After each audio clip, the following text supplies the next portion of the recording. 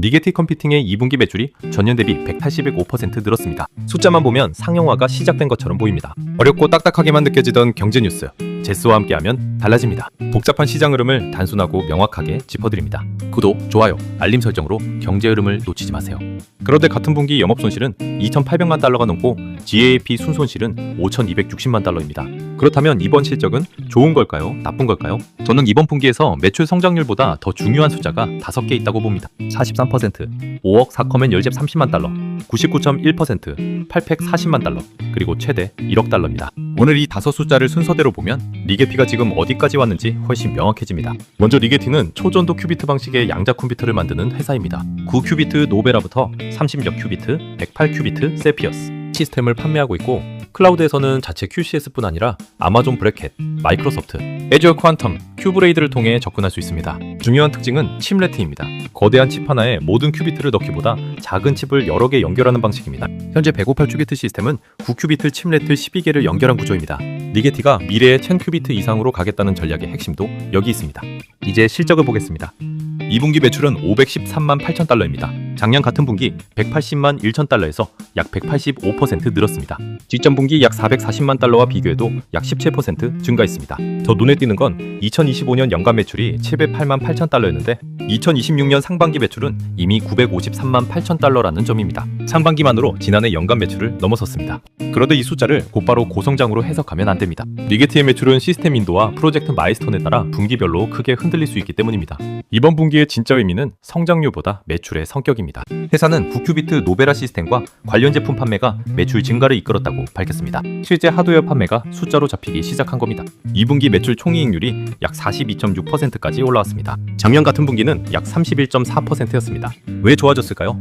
회사 설명은 노베라 시스템과 관련 제품이 협업 연구나 전문 서비스보다 마진이 높기 때문입니다. 이 부분은 꽤 중요합니다. 양자 컴퓨팅 회사가 연구비를 받아 프로젝트만 하는 단계에서 실제 제품을 팔아 돈을 버는 단계로 가려면 매출과 함께 제품 마진이 확인돼야 하기 때문입니다. 다만 대형 시스템이나 연구 계약 비중이 달라지면 마진은 다시 흔들릴 수 있습니다. 그렇다고 수익성이 좋아졌다고 보기는 어렵습니다. 2분기 영업비용은 3,025만 달러, 이 가운데 R&D가 2,072만 8천 달러입니다. 매출의 4배가 넘는 돈을 연구 개발에 쓰고 있습니다. 영업손실은 2,806만 2천 달러로 작년보다 더 커졌습니다. GAAP 순손실은 5,260만 6천 달러인데 여기에는 워런트 평가 손실 약 2,960만 달러가 포함되어 있습니다. 이건 주가 변화 때문에 회계상 발생하는 비현금성 변동입니다. 그래서 운영 상황을 볼 때는 넌지AF 손실도 봐야 하는데 이 숫자도 약 1,598만 달러로 작년보다 20% 정도 커졌습니다. 원론은 단순합니다.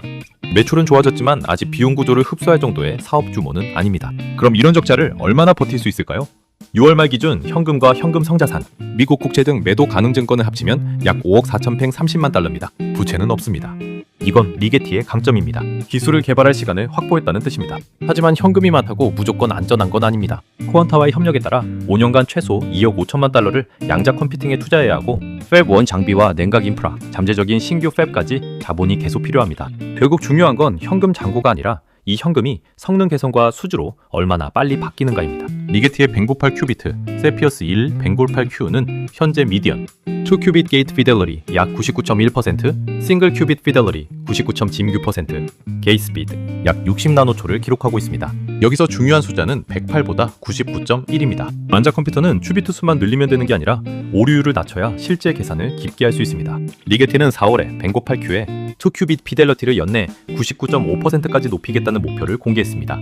8월 Q2 자료에서는 2026년 동안 피델러티 개선을 계속하겠다고 강조했습니다. 중장기 로드맵표에는 1000Q 인프라, 99.9% 피델러티, 50나노초 미만 게이트 스피디, 퀀텀 펀더멘털가 적혀 있습니다. 앞으로 주가의 가장 중요한 기술 뉴스는 큐비트 숫자 추가보다 피델러티가 실제로 얼마나 올라가는지가 될 가능성이 큽니다. 하반기에는 3가지 이벤트를 보면 됩니다. 첫째, 시스템 납품입니다. 회사는 2026년에 3건의 시스템 인도를 목표로 하고 있고 여기에는 인도 시데키에 공급하는 840만 달러 규모의 108Q 시스템이 포함됩니다. 둘째, 미국 상무부와의 최대 1억 달러 잠재 지원 LOI입니다. 다만 아직 최종 보조금이 확정된 것은 아닙니다. 마일스톤 조건이 있고 정부의 주식을 발행하는 조건도 포함돼 있어 희석 가능성을 함께 봐야 합니다. 셋째, HPE와 피츠버그 슈퍼컴퓨팅 센터의 탱글 랩업입니다. NSF 500만 달러 지원을 받아 국큐 노베라를 HPE 기반 슈퍼컴퓨터와 연결합니다. 저는 이 부분이 꽤 중요하다고 봅니다. 실제 양자 컴퓨팅의 초기 상용화는 양자 컴퓨터 단독보다 기존 HPC와 함께 쓰는 하이브리드 환경에서 먼저 나타날 가능성이 있기 때문입니다. 이제 가장 조심할 부분입니다.